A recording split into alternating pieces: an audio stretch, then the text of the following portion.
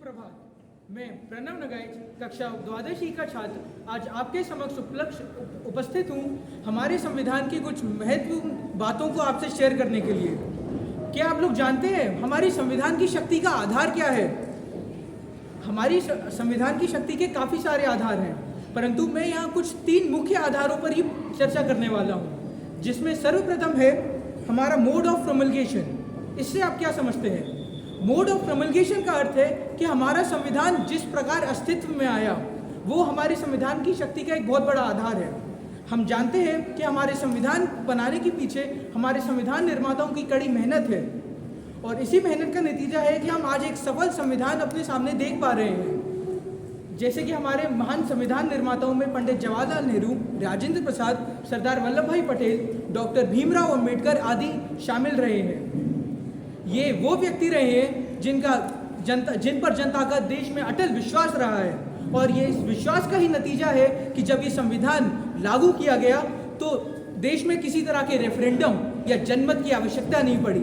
हमें अपने नेताओं पर संपूर्ण भरोसा था कि वो जो करेंगे सही करेंगे, और हमारा ये भरोसा काफ़ी हद तक सही भी साबित हुआ है। दूसरा है सब्सटेंसिव प्रोविजंस। मुझे बताइए, आप लोग संविधान में क्यों विश्वास करते हैं? उसकी शक्ति को क्यों मानते हैं? क्यों डरते हैं? वो इसलिए क्योंकि आपको भरोसा है कि उस संविधान में आपके लिए भी कुछ है। अमीर वर्ग से लेकर निम्न वर्ग तक हर किसी के लिए उस संविधान में कुछ ना कुछ है। चाहे संविधान किसी भी व्यक्ति में किसी भी आधार पर भेदभाव नहीं करता, चाहे वो जाति हो, लिंग हो या उसकी इकोनॉमिक स्टेटस हो, आदि आदि। और इसका सबसे बड़ा उदाहरण है देश के हर नागरिक को दिए गए फंडामेंटल राइट्स यानी कि मौलिक अधिकार।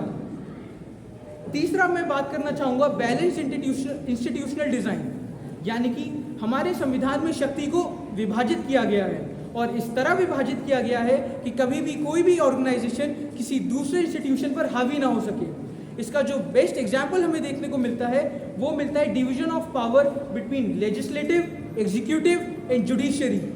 हम जानते हैं कि हमारे एग्जीक्यूटिव और लेजिस्लेटिव कभी भी वो संविधान के दायरे को पार नहीं कर सकते, क्योंकि हमारी जुडिशरी इंडिपेंडेंट है, और ये इंडिपेंडेंस ऑफ जुडिशरी का फीचर हमने यूनाइटेड स्टेट्स ऑफ अमेरिका से लिया है।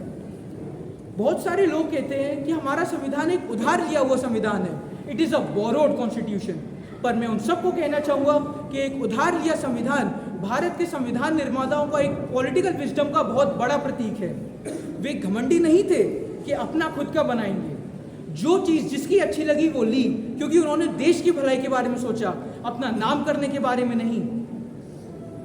और मैं अब बताना चाहूँगा कि हमारे संविधान में किन किन अलग अलग देशों से क्या क्या लिया गया।